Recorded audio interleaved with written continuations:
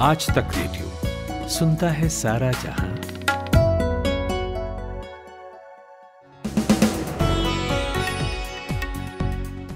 Good evening. 21 अक्टूबर है आज। मेरा नाम नितिन ठाकुर और आप सभी का स्वागत है दिन भर में।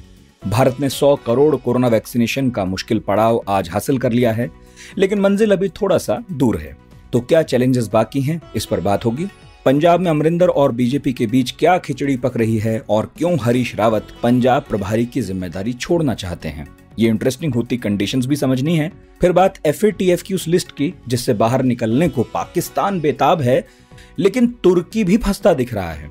और आखिर में बात होगी महंगाई की, जिसे लगता है कि लोगों ने धीरे धीरे अब मुद्दा मानना बंद कर दिया है, कम से कम नेताओं ने तो कर ही दिया है। तो S&P ग्लोबल ने क्या कहा है आज इस पर, क्योंकि जो कहा है उसके बाद लगता है कि महंगाई अब हमारी लाइफ का पार्ट बनने वाली है। एक्सपर्ट के साथ डिकोड करेंगे इस रिपोर्ट को, लेकिन पहले हेडलाइन सुनते हैं अमन गुप्ता से। देश में 100 करोड़ कोरोना के टीके लग जाने के बाद आज पीएम मोदी दिल्ली के राम मनोहर लोहिया अस्पताल पहुंचे। यहां उन्होंने स्वास्थ्य कर्मियों के हौसले को बढ़ाया और इस ऐतिहासिक मौके पर लाल किले पर सबसे बड़ा राष्ट्रीय ध्वज भी लगाया गया है। केंद्र सरकार के कर्मचारियों और पेंशनर्स के महंगाई भत्ते में 3% बढ़ोतरी को केंद्रीय कैबिनेट की मंजूरी मिल गई है। इस बढ़त का सीधा फायदा 1 करोड़ से ज्यादा केंद्रीय कर्मचारियों और पेंशनर्स को मिलेगा। बीजेपी नेता और उत्तर प्रदेश की योगी सरकार में खेल युवा कल्याण मंत्री उपेंद्र तिवारी ने आज एक अजीबोगरीब बयान दिया है। उन्होंने दावा किया है कि डीजल और पेट्रोल की कीमत में कोई बढ़ोतरी नहीं हुई है, बल्कि देश की 95% जनता पेट्रोल डीजल का इस्तेमाल ही नहीं करती है। इसके अलावा बेरोजगारी के सवाल पर उपेंद्र तिवारी ने कहा कि राज्य की वर्तमान सरकार में जो शख्स मेहनत करके परीक्षा पास करेगा, सिर्फ वही अधिकारी बनेगा। स्पेशल NDPS कोर्ट ने आर्यन खान और अन्य लोगों की न्यायिक हिरासत को 30 अक्टूबर तक के लिए बढ़ा दिया है। बुधवार को ही अदालत ने आर्यन खान को जमानत देने से इनकार कर दिया था। इसके बाद आर्यन खान ने हाई कोर्ट का रुख किया, जिस पर अदालत ने मंगलवार को सुनवाई करने का फैसला किया है। इसी बीच बॉलीवुड अभिनेत्री अनन्या पांडे भी आज ड्रग्स मामले में पूछताछ के लिए NCB के दफ्तर दोपहर 3:30 बजे पहुंची। यहां पर एजेंसी ने उनसे तमाम सवाल पूछे, जिनके जवाब अनन्या पांडे ने दिए।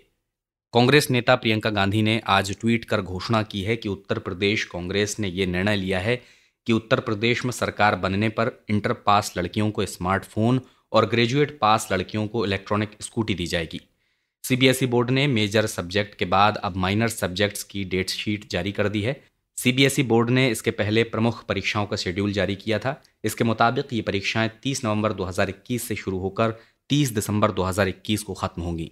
तालिबान ने काबुल में महिला अधिकारों के समर्थन में हो रहे एक प्रदर्शन में मीडिया कवरेज को रोकने के लिए कई पत्रकारों पर हमला किया। महिलाएं घर से बाहर निकलने, पढ़ने और काम करने के अधिकारों की मांग कर रही थीं। प्रदर्शन में करीब 20 महिलाएं काबुल स्थित शिक्षा मंत्रालय के पास से वित्त मंत्रालय तक जुलूस निकाल रही थीं। इसी दौरान इस जुलूस को कवर कर रहे कई पत्रकारों के साथ तालिबान लड़ाकों ने मारपीट की और अभद्र बातें कहीं। T20 वर्ल्ड कप 2021 में भारत का पहला मुकाबला पाकिस्तान से होना है। दोनों देशों के फैंस इस मुकाबले का बेसब्री से इंतजार कर रहे हैं।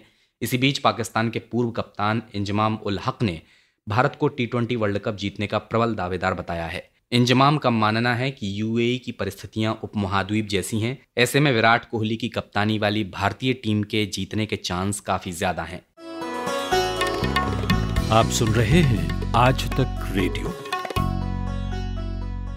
ना हम रुके कहीं, ना हम डिगे कहीं,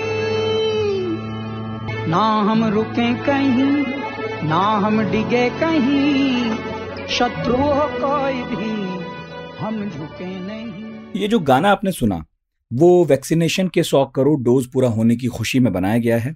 स्वास्थ्य मंत्री मनसुख मंडाविया ने इस अभियान में सहयोगी बने सभी लोगों के सम्मान में इस गाने को लॉन्च किया है। अब भारत जैसे देश में जहां जागरूकता का अभाव है, इतनी बड़ी संख्या में वैक्सीनेशन हो जाना वाकई बड़ी बात तो है। इस मौके पर बड़ा सेलिब्रेशन भी हुआ, इसीलिए लाल किले पर अब तक का सबसे बड़ा झंडा फहराया गया और विमान कंपनी स्पाइस जेट ने भी अपने ढंग से इसे सेलिब्रेट किया। अपने विमानों पर 100 करोड़ लिखे पोस्टर को लपेटा और उड़ान भरी।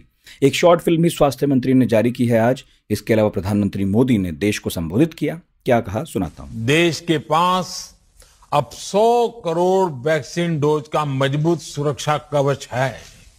ये उपलब्धि भारत की है, भारत के प्रत्येक नागरिक की है। मैं देश की वैक्सीन मैन्युफैक्चरिंग कंपनियां, वैक्सीन ट्रांसपोर्टेशन में जुड़े कर्मयोगियां, वैक्सीन लगाने में जुटे हेल्थ सेक्टर के प्रोफेशनल्स, सभी का खुले मन से, हृदय से बहुत बहुत आभार व्यक्त करता हूं। 9 महीने से जारी इस वैक्सीनेशन प्रोग्राम को काफी वक्त लगा इस ऐतिहासिक आंकड़े तक पहुंचने में। कभी वैक्सीन शॉर्टेज की खबरें आईं, कभी वैक्सीन पर ही सवाल खड़े हुए और तमाम उलझनें थीं, लेकिन ये मुकाम हासिल हुआ। इंडिया टुडे की डेटा इंटेलिजेंस यूनिट शुरुआत से टीकाकरण अभियान पर करीब से निगाह बनाए हुए थी। हम डीआईयू के जरिए समय समय पर अपडेट आप तक पहुंचाते रहे हैं। अब 100 करोड़ के आंकड़े छू लेने के बाद एक बार फिर से हमने डीआईयू से बात की। हमारे साथी हैं दीपू राय। उनसे पूछा कि आंकड़ों के लिहाज से कौन सा महीना था जब सबसे ज्यादा वैक्सीनेशन हुआ और अब तक का सफर कैसा रहा। देखिए, सबसे ज्यादा जो आंकड़ों के नंबर अगर देखें आंकड़ों के हिसाब से कि जो मंथ है वो सितंबर मंथ रहा और उसमें सबसे ज्यादा वैक्सीनेशन हुआ। और अभी तक का जो सिचुएशन है इंडिया का, एटलीस्ट 18 प्लस की जो पॉपुलेशन है वो 75% पॉपुलेशन को एटलीस्ट एक डोज लग चुकी है। और राउंड फिगर में अगर आप देखें तो नियरली 30% को डबल डोज, यानी कि डबल डोज का असर ये है कि फुली वैक्सीनेटेड जिसको, क्योंकि कुछ कुछ कंट्रीज में तो वो 3 डोज या बूस्टर डोज तक को होता है, लेकिन इंडिया में जो 2 डोज का प्रोविजन है उसमें अराउंड 30% पॉपुलेशन को दोनों डोज लग चुकी है। और डेज वाइज आप देखिए तो स्पीड सबसे ज्यादा अगर आप देखेंगे तो जैसे मैंने बताया आपको कि सितंबर का महीना सबसे ज्यादा रहा। लगभग उसमें औसतन आप देखिए तो करीब करीब 88 लाख के आसपास आप देखिए तो 18 से 44 साल के उम्र वाले लोगों को जो डोज लगे, एवरेज अगर आप देखिए हर दिन का, तो 88 लाख काफी इनफ है। और 45 से 59 साल का से नीचे वाले जो लोग हैं उनमें करीब 20 लाख का एवरेज रहा और जो 60 साल से एवब है 14 लाख के अराउंड रहा उनका। तो हालांकि ये जो डिफरेंसेज हैं वो इसलिए हैं क्योंकि नंबर ऑफ पॉपुलेशन में भी डिफरेंसेज है, क्योंकि ज्यादातर आबादी हमारी 18 से 45 साल के बीच में आती है और इसीलिए औसतन वहाँ पे 88 लाख से ज्यादा डेली वैक्सीनेशन हुए हैं। दीपू जी, स्टेट वाइज वैक्सीनेशन पर अगर हम बात करें तो कौन सा राज्य था जो सबसे आगे है और कहाँ मामला अभी भी डामाडोल है? नहीं, स्टेट वाइज अगर आप देखें कि उसका इम्पैक्ट क्या हुआ और किस तरह से हुआ है, तो सबसे ज्यादा जो वैक्सीनेशन हुआ है परसेंटेज टर्म में देखिए डोजेस पर 100 के अकॉर्डिंगली, तो जो गोवा स्टेट है वहाँ पे वैक्सीनेशन का रेशियो ही ज्यादा है, तकरीबन 80% से थोड़ा सा ही नीचे है। लेकिन और जो डेथ्स है, नंबर्स हैं डेथ्स के, फिगर्स हैं पर लाख अगर आप देखेंगे पॉपुलेशन के अकॉर्डिंगली उनके, ये फुल पॉपुलेशन को मैं लेकर के जो डीआईयू ने कैलकुलेट किया है उसमें गोवा में की हालत सबसे ज्यादा खराब भी है। इन टर्म्स ऑफ 1 लाख में जो नंबर ऑफ डेथ्स हैं वो तकरीबन 200 से ऊपर हैं।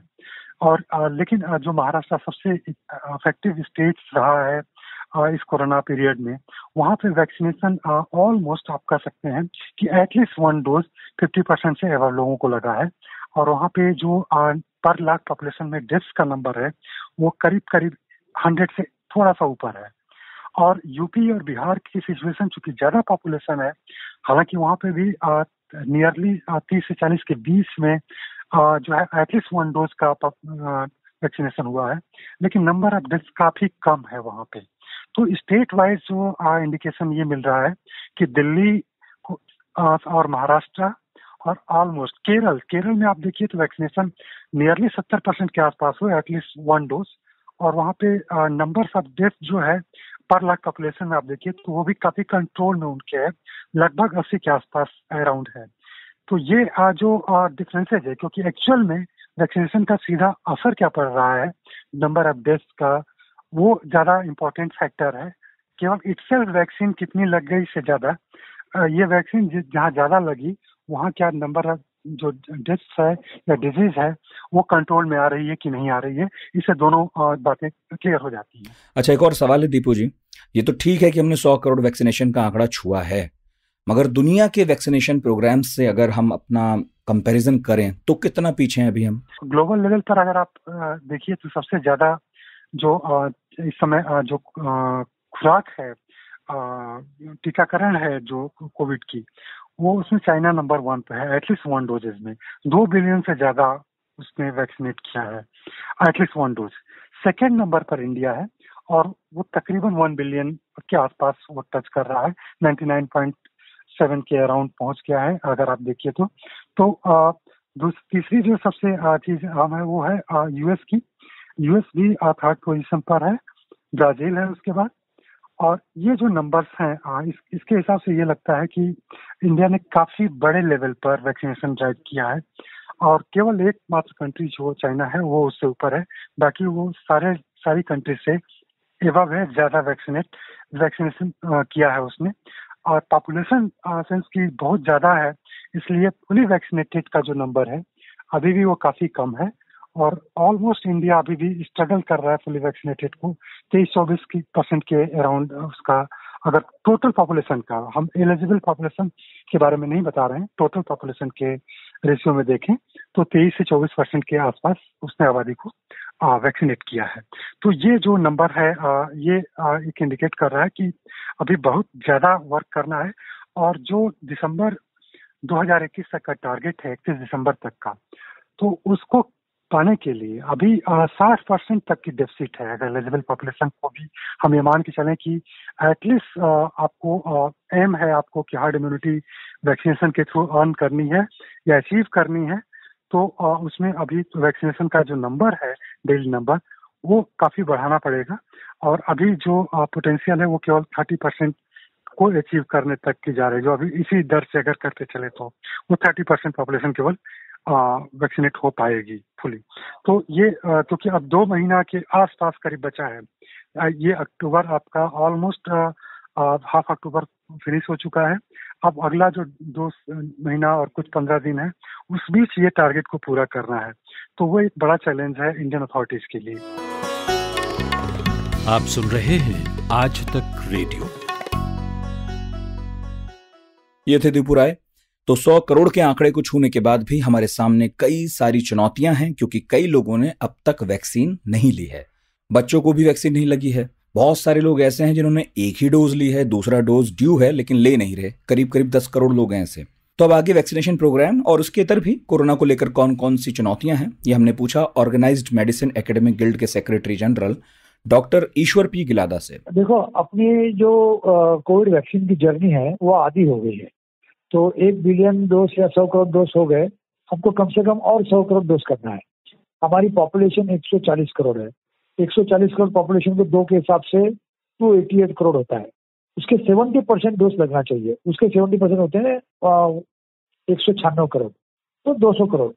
200 करोड़ जब तक डोज होंगे नहीं, हमको जो एक हाइपोथेटिकल फिगर है जिसको हम लोग कहते हैं कि हर्ड इम्यूनिटी आती है 70% डोज लगने से, तो हमें 100 करोड़ करना बाकी है। अब प्रॉब्लम क्या होता है कि पहली बार जब डोज दिए गए उस समय कोविड बहुत खतरनाक ढंग से फैला हुआ था। लोगों ने अपने आंखों के सामने बीमार लोगों को देखा था, मौतें देखी थी, सब जगह सिनेरियो देखा था। तो उसमें ऐसे सिनेरियो में वैक्सीन लेने का चांस बढ़ जाता है, लोग डरे हुए रहते हैं। अब फिलहाल क्या है कि कोरोना बहुत नीचे ग्राफ पे है, इतना कम है कि नहीं के बराबर है। तो ऐसे हालात में लोगों को जिन्होंने 1 डोज लिया उनको लगता है कि अभी सेकंड डोज नहीं लिया तो भी चलेगा।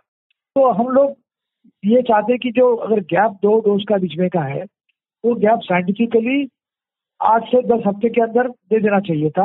वो काफी बड़ा दिया वो गैप। वो गैप को कम करना चाहिए और ये सही वक्त है कम करने का। तो जो 10 करोड़ लोग ऐसे हैं कि जिन्होंने पहला डोज लिया है, सेकंड डोज ड्यू है, लेकिन वो सेकंड डोज लेने को आए नहीं है। दूसरा प्रॉब्लम वैक्सीनेशन का ये होगा कि बच्चों को जो वैक्सीन देना है, उम्र 12 और 17 के बीच में का, वो ज़ाइको-टी जो जाइडस कैडिला का वैक्सीन है, उसको अप्रूव होकर 2 महीने हो गए, लेकिन अभी तक मार्केट में नहीं आया या वैक्सीनेशन सेंटर पे नहीं आया। तो उसका एग्जैक्ट टाइम क्या है? हमारे पास क्या हो रहा है कि टाइम फ्रेम नहीं है कि ये तारीख को ये वैक्सीन आ जाएगा, इतना डोज आ जाएगा। तो हम लोग पूरा प्लानिंग कर सकते हैं कि पूरे इंडिया में 12 से 17 उम्र के जो बच्चे हैं, अगर वैक्सीन कम आ रहा है तो ये उम्र के बच्चों में जो कोमॉर्बिडिटी वाला है उसको प्रायोरिटी देंगे, जो कॉलेज जो स्कूल जाना चाहते हैं उसको प्रायोरिटी देंगे, एटलीस्ट 1 डोज जिसको देना है उसको प्रायोरिटी देंगे। लेकिन हमारे पास ऐसी कोई रूपरेखा नहीं होती है, टाइमलाइन नहीं होता है। और तीसरा जो है कि जो 2 साल से 17 साल के बच्चों का जो ट्रायल हो रहा है कोवैक्सीन का, और उसका अप्रूवल मिलना है, तो वो अगर अप्रूवल होता है तो वो बच्चों को भी हम वैक्सीन दे सकते हैं। लेकिन वो भी वैक्सीन कब आएगा पता नहीं, क्योंकि वो वैक्सीन बनाने वाले भी कोवैक्सीन कंपनी है, जिसका वैक्सीन का खुद का ही शॉर्टेज चल रहा है। अभी तक उन्होंने सिर्फ 11 करोड़ वैक्सीन दिए हैं 100 करोड़ में, यानी 89 करोड़ वैक्सीनेशन हुआ है कोविशील्ड का, और 11 करोड़ हुआ है कोवैक्सीन का। तो जब जहाँ सप्लाई होना वहां भी उनका सप्लाई नहीं हो रहा है, तो पीडियाट्रिक वैक्सीनेशन कैसे सप्लाई करेंगे? तो ये हमको सप्लाई चेन मैनेजमेंट को हमको संभालना है। अभी पिछले महीने के आखिर में जब पंजाब के पूर्व सीएम अमरिंदर सिंह दिल्ली आए अमित शाह से मुलाकात की, तभी ये लगने लगा था कि कोई साठगांठ तो दोनों के बीच हो रही है। अब पूरी पिक्चर क्लियर है। अमरिंदर नई पार्टी बनाएंगे और उन्होंने कह दिया है कि अगले साल की शुरुआत में जो पंजाब विधानसभा चुनाव होंगे उसके पहले किसानों के हित में तीनों कृषि कानूनों पर जो विवाद चल रहा है, यदि इसका समाधान बीजेपी कर ले तो मैं हाथ मिला लूंगा। सुनिए। को जो इतने 50 साल कांग्रेस के साथ रहा हो, उनको आप एक रात में छुट्टी कर दो तो फिर मैं रिटायर होने वाला था है नहीं। अभी तो हमारे में दम बहुत है और वो हम यूटिलाइज करेंगे अपने स्टेट के लिए कि हम जितना भी कर सकते हैं अपने स्टेट के लिए हम काम करें। तो जहाँ तक इनके साथ समझौता है, नेचुरली जब अलायंसेस होती हैं दे बिकम मोर स्ट्रॉन्ग, ताकतवर हो जाती हैं। और उसमें मैं समझता हूँ कि बीजेपी के साथ प्रोवाइडेड किसानों का मसला उनके साथ ठीक हो जाए और वो रहें, और जो अकाली दल के हमारे एक सीनियर फैक्शन है, जो मेन अकाली दल बादल वाला नहीं, दूसरा कई लोग हैं बड़े सीनियर लोग, वो सारे इकट्ठे हो जाएं तो we can make a very formidable force. उधर पंजाब में कांग्रेस की नैया बीच कोले खा रही है। रोज कोई ना कोई अपना इस्तीफा दिखाने लगता है। नवजोत सिंह सिद्धू नए सीएम से लड़ रहे हैं। कांग्रेस महासचिव और जो पंजाब के प्रभारी हैं हरीश रावत, वो कह रहे हैं कि मुझे पंजाब की जिम्मेदारियों से मुक्त कर दीजिए। फेसबुक पोस्ट लिखा उन्होंने और कहा कि उत्तराखंड पंजाब दोनों जगह चुनाव हैं, दोनों राज्यों को एक साथ देख नहीं सकता, तो पंजाब के दायित्वों से थोड़ा मुक्त कर दिया जाए। तो इसका असर क्या दिखेगा पंजाब के चुनाव पर, ये हम समझेंगे इंडिया टुडे मैगजीन के सीनियर एडिटर अनिलेश एस महाजन से। लेकिन अनिलेश जी, पहला सवाल मेरा यह है आपसे कि बीजेपी और अमरिंदर मिलकर पंजाब की पॉलिटिक्स में क्या रंग दिखा सकते हैं, कितना प्रभावी हो सकता है इनका गठबंधन? देखिए, अमरिंदर सिंह पंजाब के जो हम अगर टॉप के 2 या 3 लीडर्स कहें उनमें से एक लीडर हैं। ये नहीं कि वो कांग्रेस में है या मेन स्ट्रीम पार्टी में, अदरवाइज ऑल्सो, क्योंकि पटियाला जो राजघराना है उससे बिलोंग करते हैं। और अमरिंदर सिंह तकरीबन पिछले 50 साल से एक्टिव हैं पॉलिटिक्स में, जब से वो अपनी आर्मी से वीआरएस लेकर आए थे। और उनकी जो मोटा मोटी अगर हम पॉलिटिक्स देखें तो वो नेशनलिस्टिक पॉलिटिक्स रही है। बीच में उन्होंने हॉबनॉबिंग करी है थोड़ा बहुत जो एक्सट्रीमिस्ट ग्रुप्स हैं उनके साथ, पर लार्जली जो उनका और उनकी फैमिली का स्टैंस रहा है वो नेशनलिस्ट रहा है। और वो जो नेशनलिज्म है वो हिंदू वोटर जो है और मॉडरेट सिख वोटर है जो पंजाब का, उसको अपील करता है। तो ये पिछले 20 साल से 23 साल से जब से कांग्रेस से जुड़े हैं, वापस अकाली दल से जब निकलने के बाद, तो इन्होंने अपना जो स्विंग है अपने लिए वो क्रिएट किया है इन 2 कॉन्स्टिट्यूएंसीज में। तो अब बीजेपी के साथ अगर वो आते हैं, अपनी पार्टी बनाकर आते हैं, पहले तो ये देखना पड़ेगा कि किस स्वरूप में वो पार्टी बनती है, कि कांग्रेस के कितने लोग टूटकर आते हैं इस नए इनके आउटफिट में, और वो कौन लोग होते हैं जो इनके साथ आते हैं। क्योंकि देखिए, इनकी 80 साल की उम्र तो हो चुकी है, तो पंजाब के लोग देखेंगे कि फ्यूचर इस पार्टी का क्या है, तभी वोट डलेगा। और बीजेपी की बात करें, बीजेपी के साथ इस वक्त जो अर्बन वोटर्स हैं वो बीजेपी की कोर कॉन्स्टिट्यूएंसी है, जो हिंदू अपर कास्ट है और हिंदू दलित है, वो बीजेपी के साथ है। और इसमें बहुत बड़ा तबका जो मॉडरेट सिख्स का है वो अकाली दल से बीजेपी लेती थी। तो अब बीजेपी को उम्मीद है कि जो मॉडरेट सिख अकाली दल के कारण उनसे छिटक गए हैं, वो अमरिंदर सिंह के आने से वो इनको मिल जाएंगे। तो एक अच्छा कॉम्बिनेशन है पंजाब की राजनीति के लिए अगर ये बन जाए तो। और हमें ये भी ध्यान रखना होगा कि जैसे ही किसानी आंदोलन खत्म होता है तो बीजेपी जो इस वक्त अपना कैंपेन स्टार्ट नहीं कर पा रही है तो वो भी कर पाएगी। तो वो एक एडेड एडवांटेज देगा बीजेपी को वहां पे अपना पैर जो है उनको मजबूत करने के लिए। अच्छा नीलेश जी, हरीश रावत ने पंजाब प्रभारी का पद छोड़ने की इच्छा जताई है, जैसा मैं कह रहा था। तो जो कारण वो गिना रहे हैं कि भाई मुझे तो उत्तराखंड पर फोकस करना है, आपको लगता है कि ऐसा कह देना, निकल जाना मझधार में छोड़कर पंजाब को, ये ठीक होगा? उनके जाने का कोई असर दिखाई देगा इधर? देखिए, पंजाब के साथ साथ उत्तराखंड में भी इलेक्शन हो रहे हैं फरवरी में अगले साल, और उत्तराखंड में कोई कांग्रेस की स्थिति बहुत अच्छी नहीं है। अगर हरीश रावत वहां फोकस नहीं करते तो एक कांग्रेस के लिए वो स्टेट भी मुश्किल हो जाएगा। पंजाब में तो आपसी कलह जो है वो सुलझने का नाम नहीं ले रही है। तो अगर हरीश रावत वहां पे कंसंट्रेट नहीं करते, हम तीसरे दिन देख रहे होते हैं कि हरीश रावत या तो दिल्ली में है या चंडीगढ़ पहुंच जाते हैं, तो उनका वहां रहना, उत्तराखंड में रहना थोड़ा मुझे लगता है आवश्यक है भी। अदरवाइज उत्तराखंड भी कांग्रेस के लिए मुश्किल है।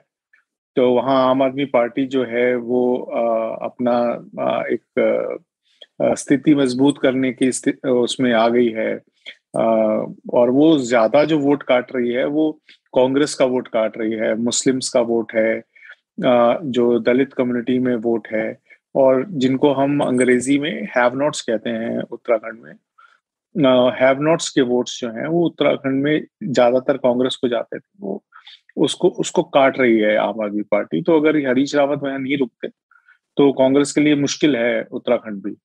तो इसीलिए वो आज से नहीं, वो तकरीबन 4-5 महीने से बोल रहे हैं कि उत्तराखंड पे वो कंसंट्रेट करना चाहते हैं, वो अपने आप को नेचुरल चॉइस दिखाना चाहते हैं। अब उसका फायदा या नुकसान पंजाब में क्या होगा वो थोड़ा मुश्किल है कहना, क्योंकि हरीश रावत कोई इफेक्टिव प्रभारी नहीं थे। नवजोत सिंह सिद्धू तो उनको साफ साफ चैलेंज करते आए हैं, और चन्नी के भी सीधा जो कनेक्शंस हैं वो गांधी फैमिली के साथ हैं, और नवजोत सिंह सिद्धू प्रियंका गांधी के करीबी माने जाते हैं। तो मुझे नहीं लगता है कि प्रभारी का वहां पे कोई इस वक्त रोल रह गया है। वहां पे वो एक तरीके से कहें तो मैच रेफरी की तरह अपना रोल जो है वो देखते हैं, और ऐसा मैच रेफरी है जिसका हर जो नतीजा है वो थर्ड अंपायर को रेफर होता है। अपार हर्ष के साथ सभी सुनने वालों को सूचित किया जाता है कि वॉइस नोट में आवाज में अपना रिएक्शन भेजना चाहते हैं, और वो आसान भी है, बस बटन दबाइए भेजिए। तो नंबर है, लिख लीजिए कि 99 533 233 03। जो लोग दूरदर्शन के अभ्यस्त हैं उनके लिए मैं पढ़ दूं इसको, 99-533 23303। गुमशुदा तलाश के लेकिन ठीक है, इसमें मतलब 3 ताल का जो नंबर आपने बताया है उसमें 5 बार 3 आया है, तो याद तो बाकी 5 ही करने हैं। हाँ तीन की भरमार है इसमें। हाँ, 3 साल में 3 की भरमार होनी भी चाहिए। और अब बात पाकिस्तान की। खबर लंदन के फाइनेंशियल टाइम्स की रिपोर्ट से निकली है। उनके मुताबिक पाकिस्तान को फाइनेंशियल एक्शन टास्क फोर्स यानी कि FATF की तरफ से बड़ा झटका लगने वाला है। आतंकवादियों की फाइनेंशियल मदद और मनी लॉन्ड्रिंग को रोकने में नाकामयाब रहने पर FATF पहले ही पाकिस्तान को ग्रे लिस्ट में रख चुका है। उसने फैसला किया है कि पाकिस्तान को फिलहाल वो इसी लिस्ट में रखेगा, निकालेगा नहीं। सोर्सेज के हवाले से खबर में कहा गया कि आतंक को लेकर FATF के 27 पॉइंट्स वाले एक्शन प्लान को पाकिस्तान ने पूरा नहीं किया। हालांकि इमरान ने कहा था कि हमने किया है, 26 पॉइंट्स पूरे किए 27 में, मगर FATF ने कहा कि इस पॉलिसी को अब भी लागू नहीं किया गया, जिसमें यह कहा गया था यूनाइटेड नेशंस के द्वारा कि जो डेजिग्नेटेड टेररिस्ट ग्रुप्स के सीनियर नेता हैं और कमांडर्स हैं उनकी जांच की जाए, उन पर मुकदमा चलाया जाए। इस रिपोर्ट में यह भी कहा गया कि रिव्यू मीटिंग में पाकिस्तान के करीबी तुर्की, उसे भी खास निगरानी में रखे जाने की जरूरत है। और इस वक्त जब मैं दिन भर की रिकॉर्डिंग कर रहा हूं, इस पर ऑफिशियली फैसला आना बाकी है, लेकिन अगर रिपोर्ट की हम माने तो पाकिस्तान तो ग्रे लिस्ट में रहेगा ही, उसका दोस्त टर्की भी अब इन 22 देशों की लिस्ट में शामिल हो जाएगा। इनमें पहले से यमन है, सूडान है, मोरक्को है, अल्बानिया है, बारबाडोस है। तो सवाल यह है कि टर्की पर FATF के मुख्य आरोप क्या हैं, और ये मैंने पूछा किंग्स कॉलेज लंदन और दिल्ली के ORF में इंटरनेशनल रिलेशंस पढ़ाने वाले प्रोफेसर हर्ष पंत से। तुर्की के तुर्की की विदेश नीति है इस समय, खासकर वो जो मिडिल ईस्ट, वेस्ट एशिया में जिस तरह से वो अपनी पकड़ बनाने की कोशिश कर रहा है, उसके चलते तुर्की ने ऐसा तुर्की पर आरोप लगाया जा रहा है कि उसके सामने उसने काफी ऐसे प्रॉक्सीज को खड़ा किया है और जिनको वो इनडायरेक्टली मदद करता है थ्रू मनी लॉ और जिनके फाइनेंशियल ट्रांजैक्शंस को जहां पर अंतर्राष्ट्रीय समुदाय ये चाहता है कि उन पर कड़ी निगरानी रखी जाए या उनको बंद किया जाए, उन फाइनेंशियल ट्रांजैक्शंस को वो एक चैनल के द्वारा ऑपरेट करने की उनको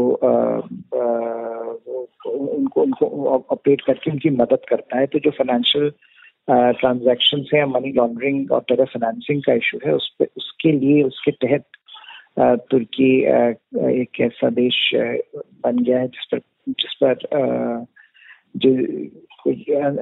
काफी जैसे देश हैं जो चाहते हैं कि तुर्की पर भी निगरानी रखी जाए। तो अगर उसको ग्रे लिस्ट में रखा जाता है तो उसमें उसके तहत तुर्की के लिए तुर्की पर नजर रखी जाएगी और किस तरह से वो अपने लॉज और अपने फाइनेंशियल लॉज जो खासकर हैं जिनको बदलवाने के लिए FATF काफी जद्दोजहद करता है, तो उसको देखते हुए तुर्की के ऊपर दबाव बनाया जा सकता है। ऐसा FATF या FATF के मेंबर स्टेट्स चाहेंगे कि अगर वो उसको ग्रे लिस्ट पर रखते हैं तो ज्यादा दबाव तुर्की पर बन सकता है।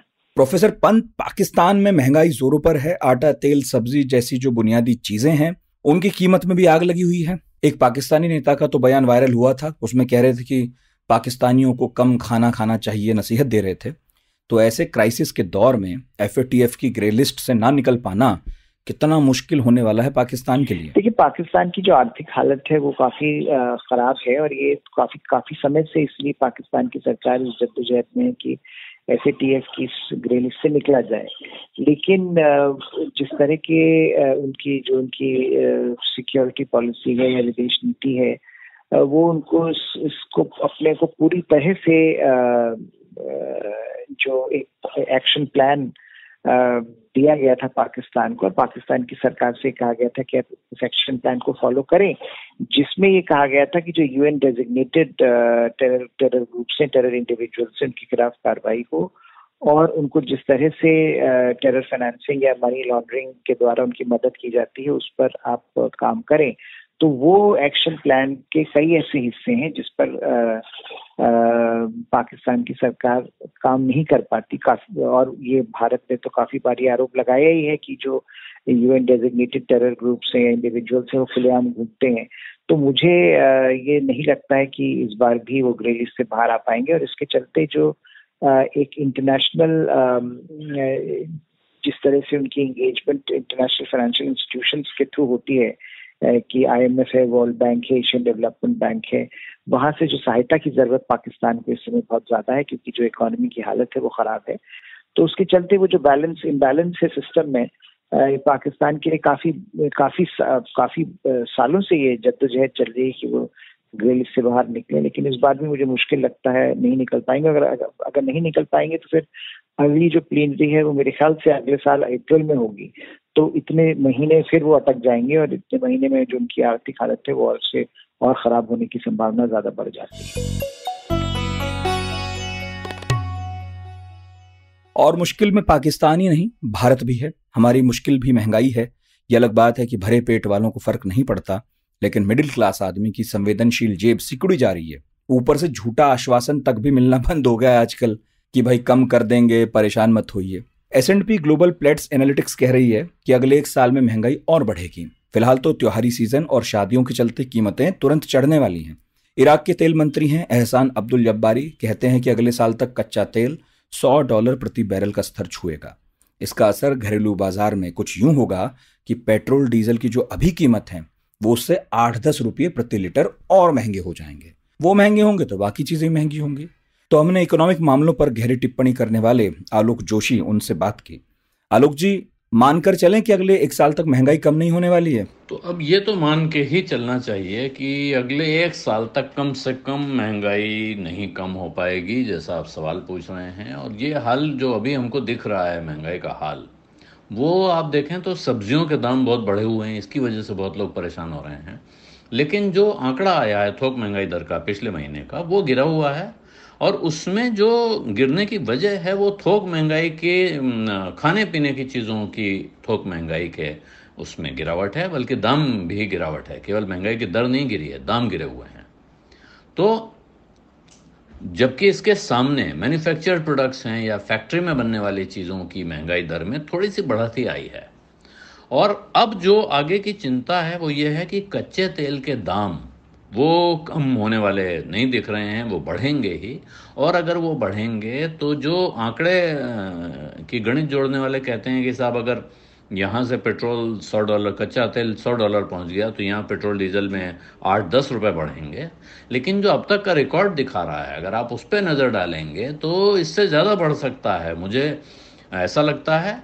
और इसके साथ जो चिंता की बात यह है कि अब आप अपने चारों ओर देखिए तो बहुत सारे लोग बड़े आराम से इस बात को बताते हैं कि साहब पेट्रोल 100 क्या 200 हो जाए, उससे क्या फ़र्क पड़ता है। यानी अब जो 100 रुपये लीटर पेट्रोल है, जिसके बारे में कुछ समय पहले तक सभी लोग आशंका के तौर पे जो आंकड़ा कोट करते थे कि 100 रुपये हो जाएगा, अब आप 100 रुपये को न्यू नॉर्मल मान लीजिए कि 100 रुपये के नीचे पेट्रोल जाएगा तो कोई आश्चर्यजनक बात होगी। 100 के ऊपर रहेगा, इसमें तो कोई फिक्र की, सोचने की, चिंता की बात नहीं है। और पेट्रोल डीजल अगर महंगा रहेगा तो बाकी चीज़ों की महंगाई काबू में आएगी, ये सोचना ही मुश्किल है। इसका तो मतलब ये कहना ही बेकार है, क्योंकि ये दोनों जो हैं ड्राइवर हैं एक तरह से महंगाई के, ख़ास तौर पे डीजल। तो डीजल की महंगाई अगर काबू में नहीं आती या डीजल का दाम गिरता नहीं है, उससे पहले महंगाई कम होगी, इसकी संभावना बहुत कम है। ये और इसके साथ और दुनिया की तमाम दूसरी चीज़ें जुड़ी हुई हैं, जिसकी वजह से ये महंगाई की आशंका अभी बनी रहेगी। अच्छा सर, महंगाई का असर सिर्फ हम पर ही है या ये ग्लोबल है, और अगर सब पर है तो फिर कितना है? इस वक्त की महंगाई की सबसे बड़ी फिक्र यही है कि इसका एक बड़ा ग्लोबल फुटप्रिंट, जिसको कहते हैं अंग्रेजी में, या ये बहुत बड़े पैमाने पर फैली हुई है। आप अमेरिका का हाल पूछिए तो वहाँ महंगाई इस वक्त बहुत बड़ी चिंता बनी हुई है। 5-5.5% का आंकड़ा हम जब भारत में देखते हैं तो लगता है कोई खास बात नहीं है। यहाँ तो 4 से 6%, 2 से 6% का बैंड है रिजर्व बैंक जिसके अंदर महंगाई रखना चाहता है। लेकिन अमेरिका में 5.5% बहुत भयानक महंगाई है। वो 10 साल में सबसे ऊंचे स्तर पे पहुंच चुकी है। और अब वहाँ दोबारा इस बात पे डिबेट खुल गई है कि साहब ये जो नोट छाप के अमेरिकी सेंट्रल बैंक फेडरल रिजर्व ने इकोनॉमी में दम लगाया है, उसको बूस्ट दिया है, सहारा दिया है, उसको वापस कैसे लें। और वापस लेने में डर यह है कि जैसे ही वापस लेंगे तो फिर इकोनॉमी चरमराने लगती है। दूसरी तरफ दुनिया में तमाम तरह की चीज़ों की किल्लत हो गई है इस वक्त। चीन में बिजली की कमी हो गई है कोयले की किल्लत की वजह से। तो बहुत जगह बहुत सी चीज़ों का प्रोडक्शन और उनकी डिलीवरी रुक रही है। इससे और डर पैदा हो रहा है कि चीज़ों की किल्लत की वजह से उनके दाम और बढ़ेंगे। एक स्वाभाविक कारण है बढ़ने का, और एक अस्वाभाविक कारण है कि इस किल्लत का असर हो सकता है कि महंगाई और बढ़ेगी। और अमेरिका में इस तरह के विद्वान भी निकल के आए हैं, कुछ समय में आपको यहाँ भारत में भी दिखेंगे, जो कह रहे हैं कि भाई अब लोगों को महंगाई की या महंगे दामों की आदत डाल लेनी चाहिए, क्योंकि ये महंगाई अब आगे ग्रोथ के लिए बहुत ज़रूरी है। और ये बात यहाँ भी लोग कहेंगे। ये कहा जाता है कि साहब एक छोटे समय के लिए अगर तेज़ महंगाई हो, सरकार बहुत खर्चा करती है तो महंगाई बढ़ जाती है, लेकिन उसके बाद वो महंगाई कंट्रोल में आती है। इस वक्त जो बड़ी चिंता दिखाई जा रही है, जो अर्थशास्त्री कह रहे हैं, वो ये कह रहे हैं कि ये महंगाई अब कोई मौसमी चीज़ नहीं रह गई है, यानी कुछ समय में ख़त्म हो जाएगी, ये मानना खामख्याली है। ये महंगाई अब एक लंबी समस्या के तौर पे सामने आ रही है। और इसलिए जो बड़े संगठन हैं, अंतर्राष्ट्रीय मुद्रा कोष और वर्ल्ड बैंक जैसे, इनको मिलकर इस पर चिंता करना पड़ेगी और दुनिया की सरकारों को इसकी चिंता करनी पड़ेगी। क्योंकि ये अमेरिका या इंग्लैंड जैसे देशों में महंगाई बढ़ेगी, उसका उतना असर शायद न हो, लेकिन गरीब देशों में, और इस वक्त जो देखा जा रहा है, पिछले कोरोना काल में देखा गया कि अमीर देशों में महंगाई उतनी नहीं बढ़ी थी जितनी बाकी जगह बढ़ी है। इमर्जिंग मार्केट्स में यानी भारत जैसे देशों में भी थोड़ी बढ़ी थी, फिर गिरी, फिर बढ़ी, ऐसे हो रहा है। लेकिन गरीब देशों में महंगाई लगातार बढ़ी रही और आगे भी बढ़ रही है, इस वक्त भी बढ़ रही है। तो वहाँ के गरीब आदमी के लिए तो जिंदा रहना मुश्किल होने वाला है। और ये समस्या सिर्फ भारत की, अमेरिका की, चीन की नहीं, पूरी दुनिया की होगी। जिस देश में गरीब होंगे सिर्फ उनकी नहीं, उनके आसपास के लोगों की भी होगी। सर, समस्या तो है, लेकिन इस समस्या का हल क्या है? मतलब सरकारें कैसे काउंटर करती हैं या कर सकती हैं इस सिचुएशन को? देखिए, महंगाई पे काबू पाने के कई तरह से कई तरीके होते हैं। एक होता है राशनिंग कर देना, चीज़ों पे रोक लगा देना। एक होता है एक्साइज ड्यूटी वगैरह कम करना, यानी टैक्स कम करना। दूसरा एक सरकार की तरफ से कदम ये भी होता है कई बार, जब महंगाई की जो परिस्थितियां हमारी इस वक्त जो हैं, इकोनॉमी में संकट है, इकोनॉमी रफ्तार नहीं पकड़ पाई है पूरी तरह और साथ में महंगाई आ गई है। अब कहा यह जा रहा है कि इकोनॉमी में जिस रफ्तार से तेजी आ रही है उतनी सप्लाई नहीं आई चीज़ों की, इस वजह से समस्या हो रही है। तो ऐसे में सरकार ये कर सकती है जो सरकारें किया करती हैं कि वो या तो कंट्रोल करती हैं। कंट्रोल का रास्ता बहुत लंबे समय में ये बात साबित हुई है कि काम नहीं करता, यानी कि आप दाम रोकने की कोशिश करेंगे तो मुश्किल होगी। तो सरकार को अपने पास जो भंडार में सामान है उसको बाजार में उतारना चाहिए। सरकार को पैसा जितनी आसानी से बंट रहा है उसका थोड़ा कंट्रोल करना पड़ेगा। अमेरिका में यही डिबेट चल रही है कि अगर आप वो पैसा जो बाहर गया हुआ है, इस वक्त अगर आप बाजार में देखें, भारत के बाजारों में, तो होम लोन जितना सस्ता मिल रहा है ये पिछले 20 साल में कभी नहीं था। 6%, 6.5% के आसपास पे होम लोन मिल रहा है। इसका अर्थ है कि इंसान फिर घर खरीदने जा रहा है। घर खरीदने जा रहा है तो घर के दाम बढ़ रहे हैं, और जब घर बिक रहे हैं तो उससे जुड़ी हुई चीज़ें बिक रही हैं, इसलिए उनके मार्केट बढ़ने के साथ बाजार में उनकी मांग भी बढ़ रही है और दाम भी बढ़ रहे हैं। तो कुछ चीज़ें अब धीरे धीरे ऐसी परिस्थिति में कंट्रोल करनी पड़ती हैं, और ये काम रिजर्व बैंक का होता है। और इसीलिए रिजर्व बैंक का जो मुख्य काम है वो महंगाई पे काबू करना है। और रिजर्व बैंक महंगाई के आंकड़े पर ध्यान रख के बाजार में कितनी नकदी होनी चाहिए, कितना पैसा सिस्टम में घूम रहा हो, इसके नल को वो कम और ज़्यादा करके कंट्रोल करता रहता है। क्योंकि एक विकट समस्या में जब फंसे होते हैं उस वक्त कहा जाता है कि साहब इस वक्त ये चिंता छोड़ दीजिए, इस वक्त आप महंगाई की चिंता छोड़ दीजिए, इस वक्त आप क्रेडिट रेटिंग की चिंता छोड़ दीजिए, इस वक्त आप बाजार में इतना पैसा छोड़िए कि सबको मिल जाए। लेकिन वो पैसा क्या सबको मिल रहा है, ये चिंता की बात है।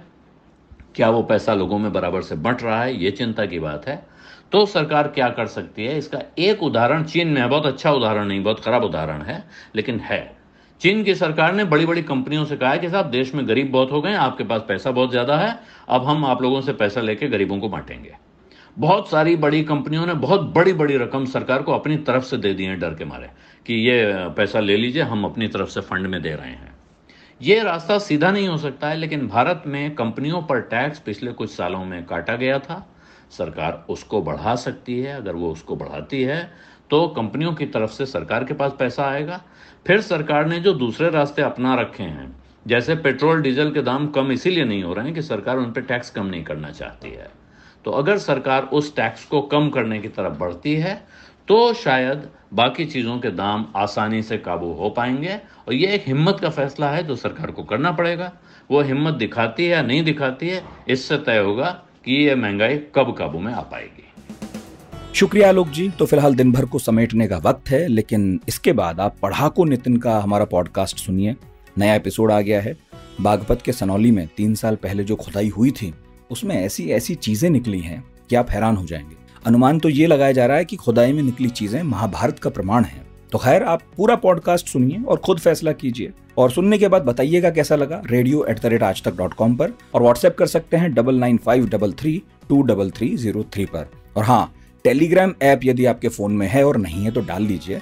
वहां पर पढ़ाकू पार्टी नाम का अपना एक ग्रुप है, वहां खूब मस्ती होती है, किताबों लेखकों पर बात करते हैं। आप अपनी राय भी वहां पर रख सकते हैं, मैं भी मिलूंगा। तो आज का दिन भर प्रोड्यूस किया है अमन गुप्ता ने, साउंड मिक्सिंग की है अमृत रेगी ने। मेरा नाम नितिन ठाकुर है। आप सुनते रहिए आज तक रेडियो।